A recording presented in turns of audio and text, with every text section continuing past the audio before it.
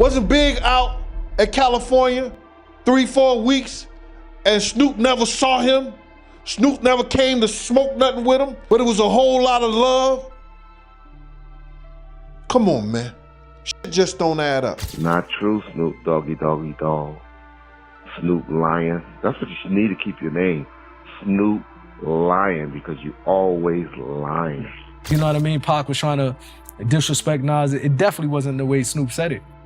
Once again, I don't know why he keep putting his spin on it. You know what I mean? It's you know, I wish somebody can ask him that. Snoop wasn't even next to us when that happened. You know what I'm saying? Like, he bugging. He knew damn well it wasn't like that. So Snoop was nowhere around? No. Snoop Dogg has undeniably been a major force in the music industry, especially in gangsta rap and hip-hop. His consistent success over the years has made him a household name as he's managed to stay relevant from the days of vinyl records, the modern age of streaming. Snoop's ability to evolve with the times and maintain his status in the game has proven him to be both adaptable and savvy. However, his iconic status is starting to show some cracks, mostly from other celebrities exposing him, particularly when it comes to his stories about his relationships with Tupac Shakur and Biggie Smalls. I mean, we can still remember Suge Knight laying into him, calling him a snitch, and if you think it's just Suge, wait until you hear Reggie Wright Jr. call him out too. Not true, Snoop Doggy Doggy Dog. Snoop Lion. That's what you should need to keep your name. Snoop Lion, because you always lying. For instance, Snoop has been called out for fabricating stories about his involvement in Tupac's life, like when Pac was in prison. Snoop once claimed that when Tupac was behind bars, he was in danger and facing serious issues. He went on to say that he was the one who urged Suge Knight to bail Tupac out of prison to keep him safe. Was Tupac having issues when he was in prison? Because I know Snoop, he always say that he was hearing bad things, so he told Suge Knight to get him out. However, Napoleon, a close friend and member of Tupac's Outlaws crew, refutes this story. Napoleon dismissed Snoop's tale, stating that Tupac was actually well-liked in prison, making friends and taking pictures with people. The false narrative that I think Snoop was pushing. You know what I mean? Pac, for a fact, he wasn't really, he had a lot of, like, he used to send us pictures, and his pictures on the internet when he was taking pictures with New York dudes up in Clinton. They like to say that so then they can vouch for some other rumors that's being spread about Pac to try to put dirt on his name. You know what I mean? So it wasn't a fact that he was disliked, he was holding it down. He mentioned that during their visits to Tupac, Pac never once mentioned feeling threatened or unsafe. According to Napoleon, although Tupac was eager to get out of prison, because let's be real, who wants to be locked up, it wasn't because Snoop asked Suge Knight to pull some strings. Snoop Dogg's tendency to embellish stories doesn't stop there. Another time he got caught in a lie was about the infamous MTV Video Music Awards incident involving Tupac and Nas. The mid-90s in New York was a wild time for hip-hop, with Nas and Biggie fighting for the title of King of New York, Jay-Z rising up, and Wu-Tang Clan making big moves. It was a competitive and intense scene. When Tupac got involved, it was like adding fuel to an already raging fire. On Nas' second album, The Message, he claimed the King of New York crown and threw shots at Biggie and Jay-Z. About me, and he was in New York, and nobody from New York is really, they talk it, man, but all them companies don't really hold it down. But somehow Pac thought the opening line, "Fake thug, no love, you get the slug, see before gusto," was aimed at him. Suddenly, Nas was caught in the crossfire of Tupac's growing list of enemies alongside Biggie, Puff Daddy, and Bad Boy Records. Things were made even worse by the fact that Nas was rolling with Mobb Deep, who had their own beef with Pac. The tension between Tupac and Nas came to a head at the '96 MTV Video Music Awards, where the two bumped into each other. Now here's the deal, first of all, can you tell us what you actually thought about the actual rap category in terms of, I mean, I saw Coolio win and I was like, sorry. Snoop Dogg later told a story about this encounter, claiming that Nas had rolled in with about 100 shooters from Queens who started to surround the Death Row crew. According to Snoop, Nas didn't want any trouble, not because he couldn't handle it, but because he chose to keep the peace. Snoop described how Pac was going off on Nas, throwing insults, completely unaware that Nas's crew had them surrounded and could have easily taken them out. But Nas had 100 niggas with guns. Right. So listen to what I'm telling you. Yeah. By me saying he didn't want none didn't mean he didn't punk out. Snoop's version painted Pac as a reckless hothead and Nas as a cool, collected leader. But here's the kicker. Snoop wasn't even there when this went down. According to Napoleon, who was actually there as one of Tupac's crew, Snoop's version of the story is completely off. Instead of the tense showdown Snoop described, Napoleon says Tupac and Nas were pretty respectful toward each other when they crossed paths. Pac never disrespected Nas like Snoop claimed. In fact, it was more of a mutual respect thing. They talked it out and cleared up the misunderstanding between them right there. Pac wasn't disrespecting Nas at all. You know, I know Snoop said Pac punked Nas and then went to Snoop and said, you see how I got these New York dudes? None of that happened, bro. It was a respect, it was a mutual respect thing. When Pac and Nas met each other, it was nobody talking disrespect from both sides. Maybe the people behind Nas and the people behind Pac was mean mugging, saying certain things, but Pac and Nas handled it like real gentlemen. Pac even went on as far as to promise that once he got back to LA, he would remove Nas's name from any diss tracks where it was mentioned. Sadly, Tupac was killed shortly after and never got the chance to follow through. To top it off, Napoleon also doesn't remember Snoop being there at all during this incident. And then Pac literally told him, he said, look, I got songs dissing you. When I go back to LA, I'm gonna remove every verse that I mention your name in. But Pac couldn't do it because he passed away. I don't remember Snoop being there, definitely. I don't remember Snoop being there at all. Unless he was like in the cut somewhere, like, you know what I mean? When nobody saw him but him, but I don't remember him being there. Nas himself even confirmed that Snoop got the story wrong. I heard Snoop told the story a few times, but he had it wrong a little bit. He had said that Pac slipped him, and nobody was really there.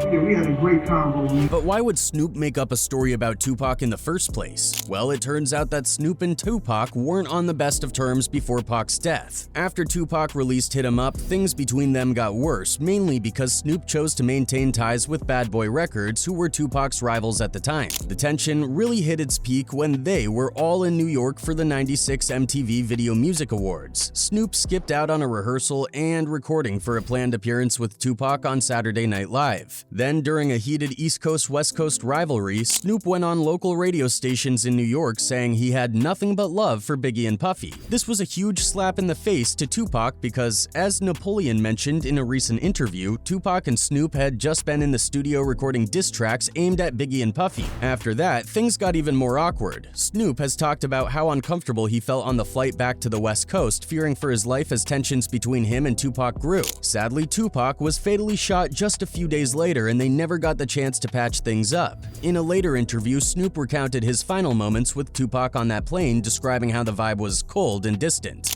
Having conversations and doing all kinds of things, saying nothing to me. Pac, you going to Vegas to the fight? I said. According to Suge Knight, another issue was adding fuel to the fire between Tupac and Snoop, making their relationship deteriorate further. So like Pac and Snoop at the end hated each other. And you could tell that by the simple fact that when Snoop did Dogfather, Pac was not on that one song. Pac didn't like Dre. That would change the Death Row camp because of the jealousy of Tupac. Because Tupac was all of a sudden now, he's this major star, he getting all the light, he getting all the attention. What's interesting is that not too long ago, Snoop admitted in an interview on Big Boy TV that he wasn't really a fan of Tupac's diss tracks, adding another layer to their complicated dynamic. Even when he played Hit 'Em Up the song, I didn't like the song. Did you feel like it was I didn't too like much? it. You buying more problems, cuz. Napoleon and Reggie Wright Jr. were absolutely blown away by Snoop's words because apparently it was just another one of Snoop's lies. He was expressing his love for Hit 'Em Up. He was in the studio bopping his head. He was on the stage when Pac was performing it, singing the lyrics with him at the House of Blues. Snoop's a motherfucking lie. Look at him on the stage at the House of Blues. Look at him. Now, when it comes to Snoop's relationship with Biggie, things are just as messy. Snoop has always maintained that he and Biggie Smalls were cool and had a good relationship. But according to Diddy's former bodyguard Gene Deal, who spoke out in an interview on the Art of Dialogue podcast, that's not the whole story. Deal revealed that in reality, Biggie didn't like Snoop at all and had no respect for him. Big got in that studio and said, I don't know why this Snoop's calling me. I'm not telling this where I'm at. He even questioned why Snoop's supposedly tight relationships with both Biggie and Tupac weren't more evident before they passed away. Deal suggested that Snoop's stories about being close to both Biggie and Pac are just convenient narratives for the media. You know, I'm the peacemaker, I'm the one showing love, I'm the one out here trying to bring everyone together, Deal said, implying that Snoop's tales might be more about creating a certain image than reflecting the truth. Deal went on to point out that it wasn't all love between Snoop and Biggie until after Pac was dead. He questioned, wasn't Big out in California 3-4 weeks and Snoop never saw him? Snoop never came and smoked anything with him, never came and ate with him, but there was a lot of love? Come on, man. When you be seeing these interviews with Snoop speaking on Biggie, how does that make you feel? That's propaganda for the media, bruh. That's something that sounds good for the media. Pac actually you was going to Vegas and the whole 9 yards, and he didn't say nothing to you, or he said some slick shit to you, or whatever, this, that, and the third.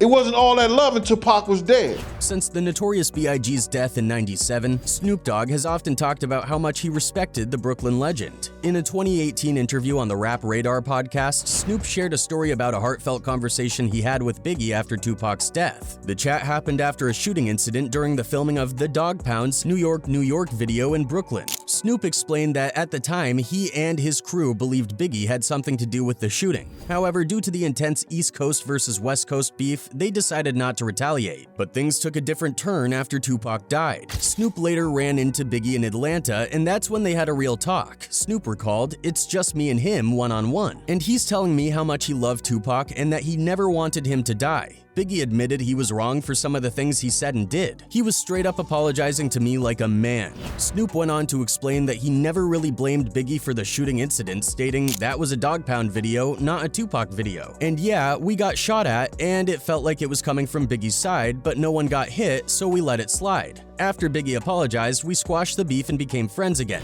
However, when asked to verify if that meeting in Atlanta really happened, Gene Deal, Diddy's former bodyguard, said he couldn't confirm it because he wasn't there. Gene did raise an eyebrow over Snoop's story, though. He found it odd that Snoop would claim he spent time with Biggie in Atlanta but never saw him when Biggie was out in Los Angeles. I can see you in Atlanta, but I can't see you in California, in my own hometown? So you're saying you're so gangsta, you can roll up to Biggie's hotel room solo in Atlanta, but in California you can't see him? All right then, Gene said, clearly casting doubt on Snoop's version of events. I wasn't there, brother. I don't know how accurate it is. That's a Lil C story. That's a Snoop Dogg story. But I can see you in Atlanta, but I can't see you in California at my own hometown? Huh? After Biggie was murdered and Suge Knight was locked up, Snoop decided he wanted out of Death Row Records. The main reason? Snoop was tired of all the drama and wanted to put an end to the beef between Bad Boy and Death Row, especially since Suge was pissed at Snoop for keeping in touch with Puff Daddy. When Snoop tried to discuss this with Suge, he got a hostile response. On top of that, Snoop was not cool with Suge's remarks at the Source Awards where he dissed Puffy for always appearing in his artist music videos, especially since Snoop ended up doing similar things himself later on. Their relationship got so bad that there were even rumors Suge wanted Snoop dead. It got to the point where Master P, the founder of No Limit Records, had to step in and pay a few $1 million to get Snoop out of his Death Row contract. After that, Suge hinted that Snoop was a snitch. According to rumors, in 1998, Snoop told the police he felt his life was in serious danger after leaving Death Row. A memo from the Los Angeles County Sheriff's Department even suggested that Snoop told a sheriff's lieutenant that Suge Knight was behind Tupac's murder. However, no charges were ever brought up based on that memo. He tried to accuse and told the sheriff that Suge Knight was the one that killed Tupac. It's in the police report. This whole snitch accusation came up again a few years ago when rapper 6ix9ine talked about those documents suggesting Snoop might have been working with the police. Snoop Dogg's paperwork right here. Snoop Dogg's paperwork for everyone to see. Everybody to see. Snoop Dogg's paperwork. Snoop fired back saying, "People know I ain't have nothing to do with Suge Knight getting time. We had the same lawyers. This rat's just reaching calling me a snitch, and for the record, he probably drew up the papers himself. He worked with the police. Suge and I are on great terms now, so if I had snitched on him, we wouldn't be cool, and that's a fact." Then there's the whole saga with Snoop Dogg and Eminem, which is pretty wild when you look back at it. In 2020, Snoop stirred the pot with some unexpected comments about Eminem during an interview where he was talking about his relationship with Dr. Dre. Naturally, Eminem came up in the conversation. Snoop didn't hold back, calling calling Eminem the white hope of rap, but saying he doesn't even make it into his top 10 list of all-time greats. Put Eminem in a position where he could be labeled as one of the top 10 rappers ever? I don't think so. But the game feels like he's top 10 lyricists and all that comes with it. This hip-hop shit that I can't live without, I can live without that. This comment didn't sit well with M, and he fired back in his track Zeus. In the song, Eminem admitted he's used to people dissing him, but he wasn't expecting it from someone in his own circle, someone he thought was on his side. It was like a damn god to me. Nah, not really. I had dog backwards. After the diss track dropped, Snoop took to Instagram and posted something cryptic. People who can't communicate think everything is an argument. Back in the day, if someone hated you, it meant you did something wrong. Nowadays, it means you did something right. It seemed like he was trying to say that people were blowing things out of proportion, but Eminem wasn't ready to let it go just yet. He went on Shade 45 and explained how he felt about the whole thing. Eminem said he could take a whole lot of what Snoop said in that interview, but when Snoop mentioned he could live without Eminem's music, that crossed a line. For Marshall, it wasn't just a critique, it felt like a slap in the face, especially coming from someone he respected. And I have never, in my career, said a disrespectful word about Snoop Dogg. To give you more context, nothing ever really disappears on the internet. People quickly dug up an old interview where Snoop had dissed Eminem before, saying he didn't listen to M's music and even called the iconic song Stan nonsense. So there was definitely some history there that maybe not everyone knew about. Fast forward to 2021 and Snoop gave a sneak peek of a new song called Talk That Ish to Me. In the second verse, he makes some references that people thought might be aimed at Eminem. He mentioned the word kamikaze, which if you remember is the name of one of Eminem's albums. There was also a nod to M's song Superman. People started thinking this beef was only getting deeper and might even escalate further. But then things took a turn when Dr. Dre was hospitalized with a brain aneurysm. Fans were worried about Dre and at the same time urged Snoop and M to squash their beef. In an Instagram post showing Dre, Snoop and Eminem together, Snoop left a comment saying everything was good between them, which was a huge relief for everyone who didn't want to see these legends fighting. By 2021, Snoop was saying he had apologized to Eminem, and in 2022, the two even collaborated on a track. And I felt like I was out of pocket. You know what I'm saying? And I apologized to him and I let him know.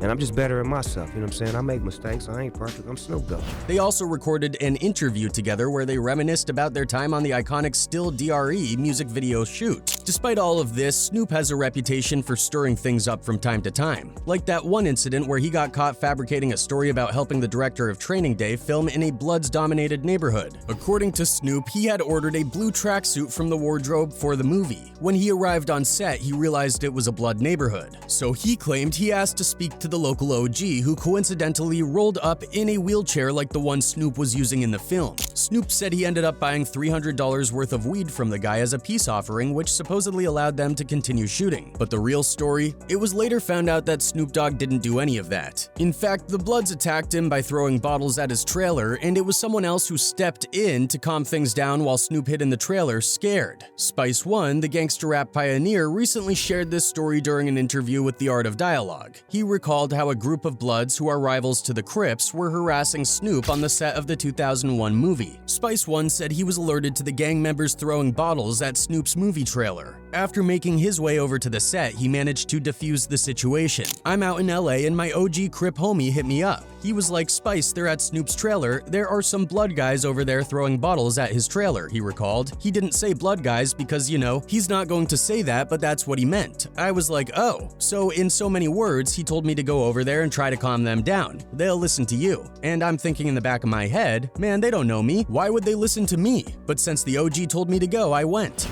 Bottles at Snoop trailer.